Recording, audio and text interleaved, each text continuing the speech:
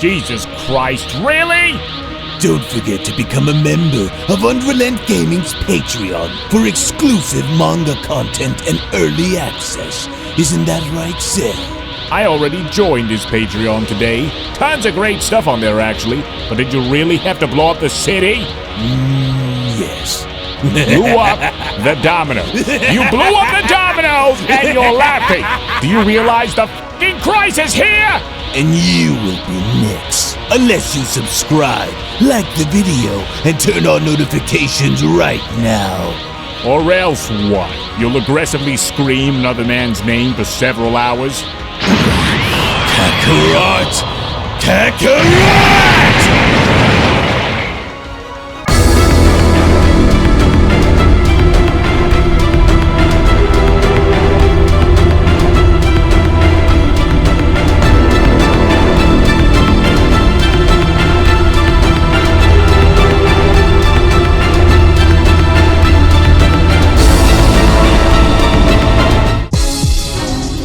So now, while Gohan and Lord Beerus continue to train very intensely in hopes of having each of them evolve and becoming the absolute strongest that they could possibly be, it would seem as though our heroes may have gotten themselves into some hot water within Universe 17, because with Lord Grizzlor now seemingly having to grow very annoyed by our heroes' presence, if they are not careful in treading very carefully, then this could end up backfiring on them by the very end.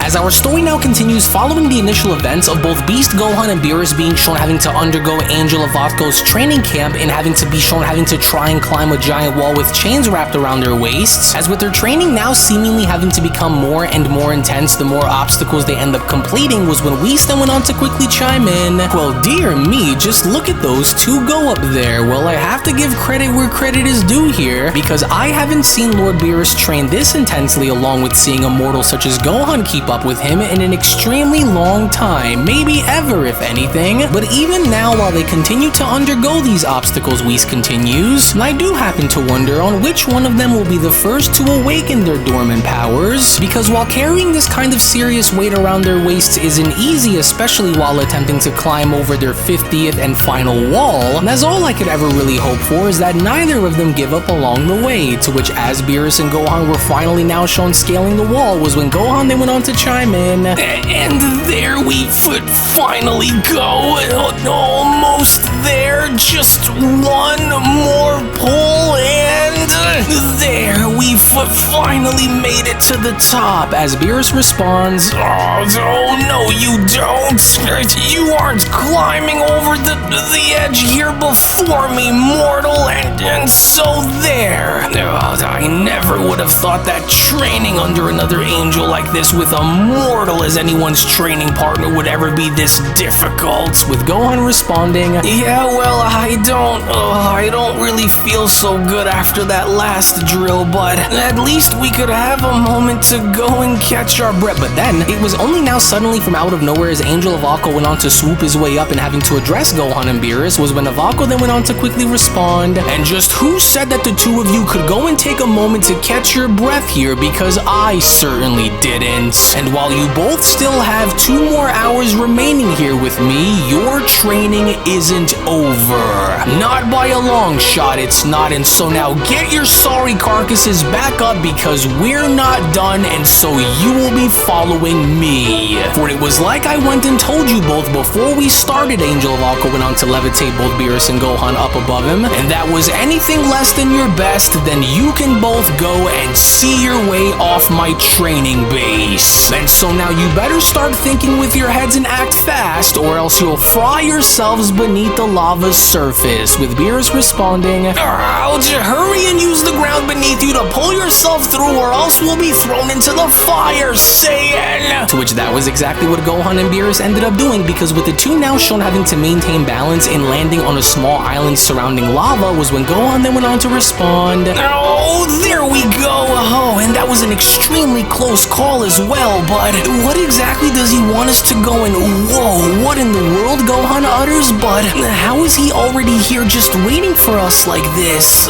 He's so fast. And so now for your final test, Avako responds, "You will both go and spend the remaining time that we have in combat against one another, and you will not stop fighting until I either say for you to stop or until you are both finally evolved and past the points of where you are now, and so engage." And engage they did, because with Whis now having to be shown joining Angel of Alco and having to witness both Gohan and Beerus go toe-to-toe was when Whis went on to then chime back in, "You know, I'm actually quite impressed to still see that despite everything you've done to train the amount of angels that you did, that you haven't lost a single step along the way of it all. But tell me something, brother. With 4 hours gone and with only 2 more to go, were you at least able to get a glimpse and see beyond the surface in predicting the outcome of who will evolve first?" With Ivalco responding, "Well, there is indeed a remarkable sense of growth that I was able to sense coming from both of them, but it's difficult to say for sure given the nature of how their focus and determination levels continue to fluctuate. But on one hand, Lord Beerus has shown an unusual level of dedication in pushing his limits beyond what we've seen in recent times, as his precision in hand-to-hand combat has also significantly improved, in further going as far as to reflect on his commitment, whereas Gohan, on the other hand, has tapped into a new depth of his own potential that continues to swell, and while his instincts continue to sharpen, his power also grows more and more refined," Avalco continues, "and as long as they continue to spar, I intend to push them until they've reached their absolute breaking point, even if it means pushing them both to the brink of death itself. And while they near the edges of their breaking point, while time continues to dwindle, that's when it'll finally happen," with Whis further questioning, "I see now, and by finally happen, you mean as in what exactly, Avalco? Finally evolving, you mean?" "Precisely, for that is exactly what I mean, and that is exactly what will happen, or else they will perish trying, and so they will continue to spar until I am convinced that they have reached a new level within their power and abilities, because though they only have 2 hours remaining, the results of today's grueling training will justify their efforts." To which all the while in the meantime, when then venturing back on over within Universe 17 and taking a look as to what Universe 17's God of Destruction Grizzlor and his angel Jinrei were up to, it was only just shortly after Grizzlor's initial engagement with Vegeta as Grizzlor went on to address his angel was when Grizzlor then went on to ask, "I'm curious to know, Jinrei, and so now tell me more about who these mortals are and what it is about these 3 that grants them special status within Beerus's domain.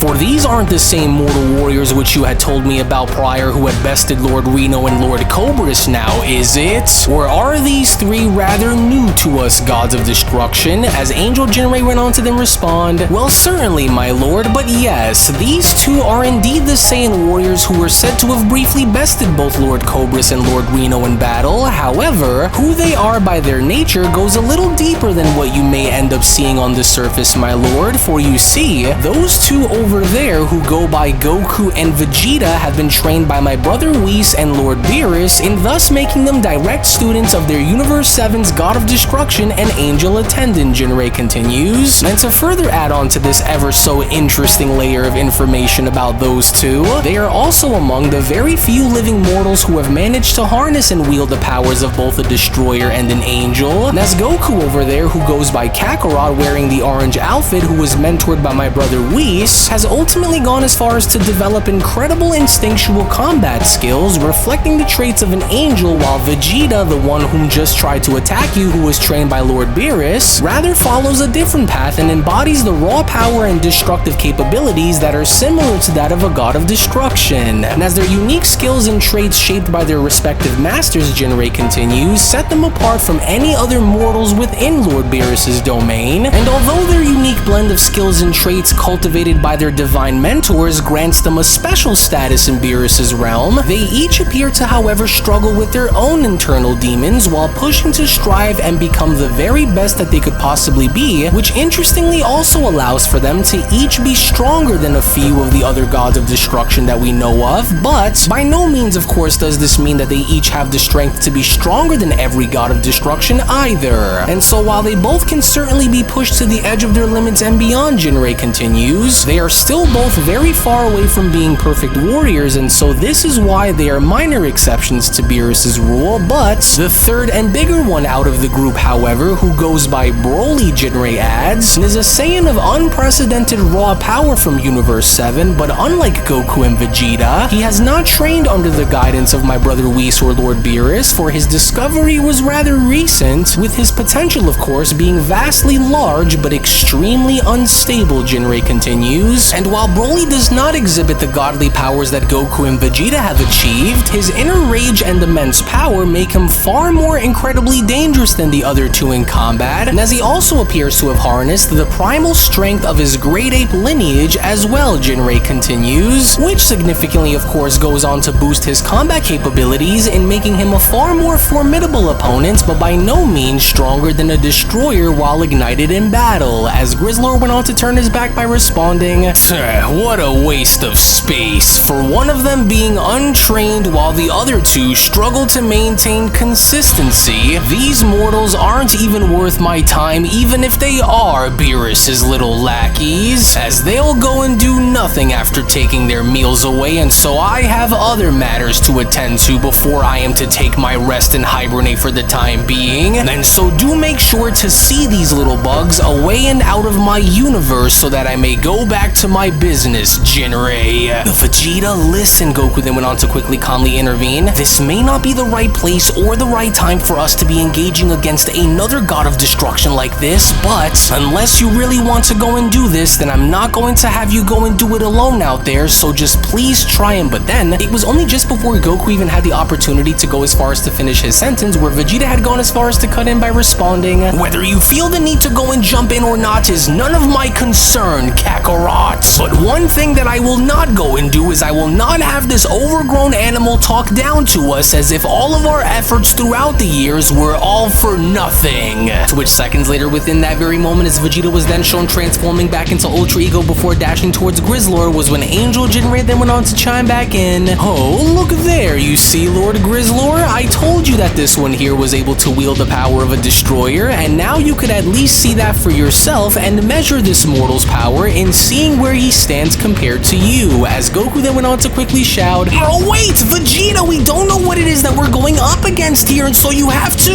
oh darn it! When will these so-called Saiyan warriors that Beerus continues to house," Grizzlor went on to then look over his shoulder by chiming back in, "go as far as to learn that no matter how much they try and no matter how much they push, that they will never amount to the true depth of power that most of us newly restored destroyers are capable of. You know, for such a very tiny man," Grizzlor went on to respond upon having to be shown grabbing onto Vegeta's punch, "I will say that witnessing you wield a power that is similar to mine is rather annoying me, especially since you are extremely undeserving of using it despite the mediocre history of which you share with Beerus. However, I don't honestly care about who you mortals represent or what it is that you stand for," Grizzlor went on to then wind his hand back by continuing, "because the longer you creatures continue to remain on my homeworld, the more time you are taking away from my snack time." But then, it was only just then from out of nowhere before Grizzlor even had the opportunity to hit Vegeta was when Ultra Instinct Goku then went on to chime in,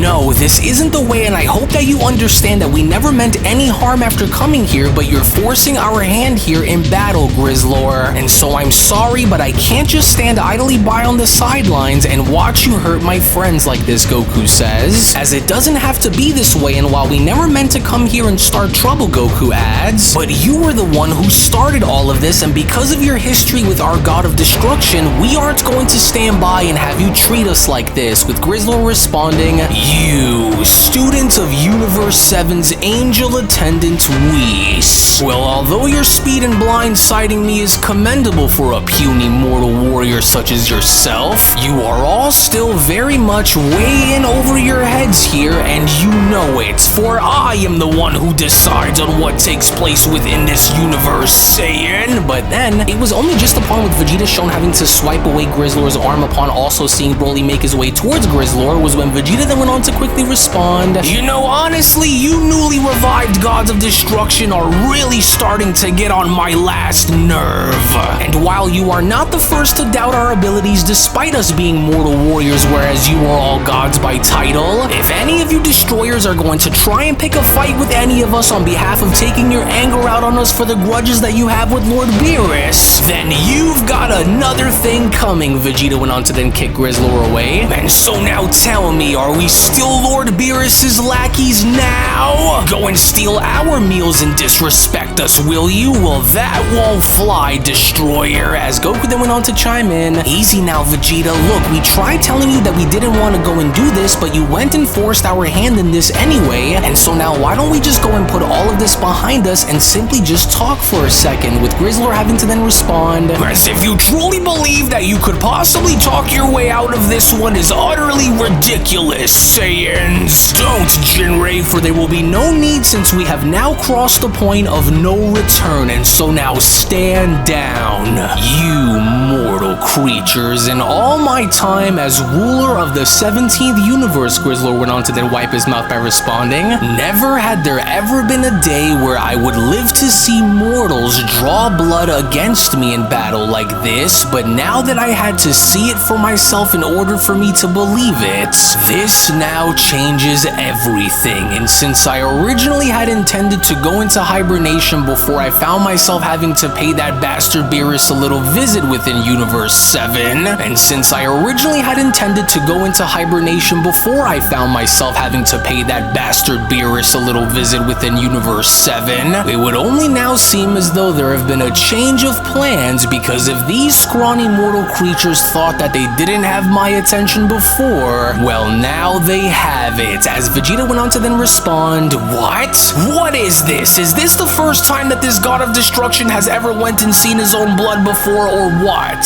What are you implying here then with what you just said, Destroyer? Because you went and brought this all onto yourself, since you should have just left us all alone within Universe 16, as Goku then went on to respond, hey look, let's just all go and take it easy here, okay? As we don't have to go and do this because we never intended to come here to start a fight with you over anything, but had only mainly simply went and defended ourselves after you went and made the first move against us, Lord Grizzlor. And so now you don't have to still cling on to your grudge with Lord Beerus, nor do we have to start a massive fight here, so why don't we just go in? There will be nothing that either of you could possibly do, say, or try that will change the outcome of what is about to happen to you all in a matter of moments, Grizzlor responds. And now that I am no longer feeling sleepy or tired, I am, as a matter of fact, very much still hungry. I don't like the looks of this, you guys, Goku says. But wait, so if you're no longer feeling tired but you're hungry, then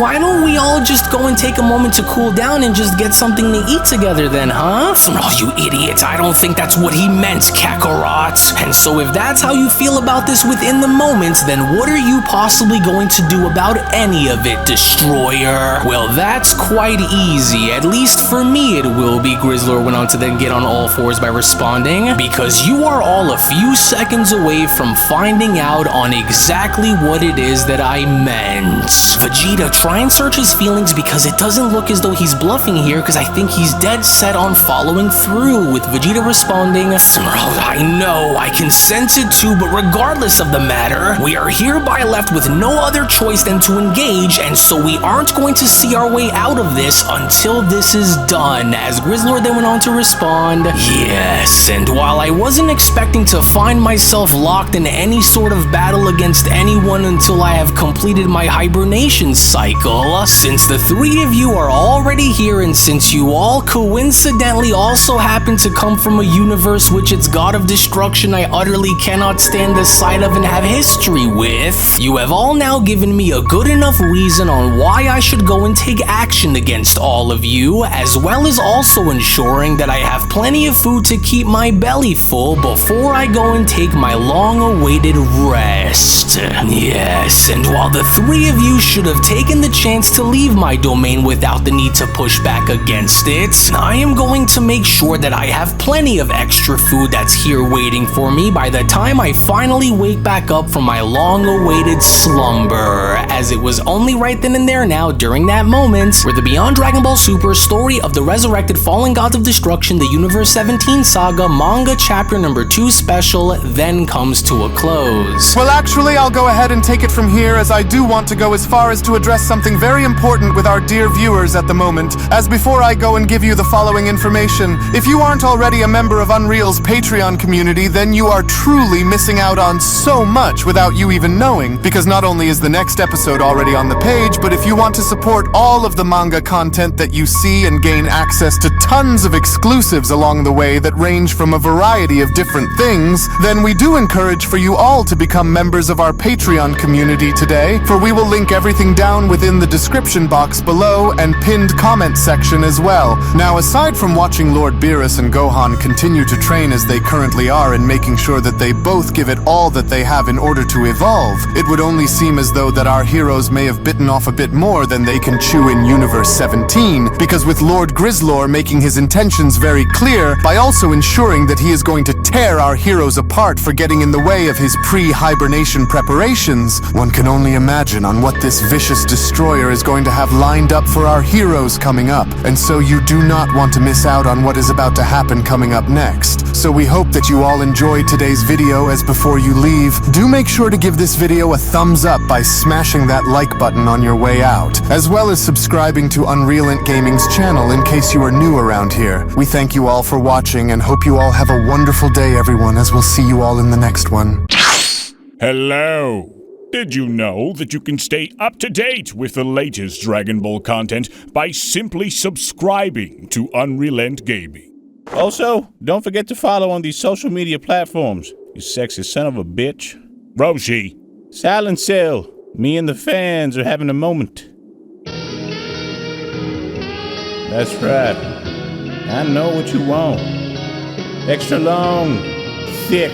Dragon Ball content. Quality reviews with flawless editing. Yeah, you like that, wouldn't you? You dirty bitch. Roshi, the fuck? God damn it, I need them to subscribe, Cell. And we're demonetized. Yeah, screw it. Let's cut to the video.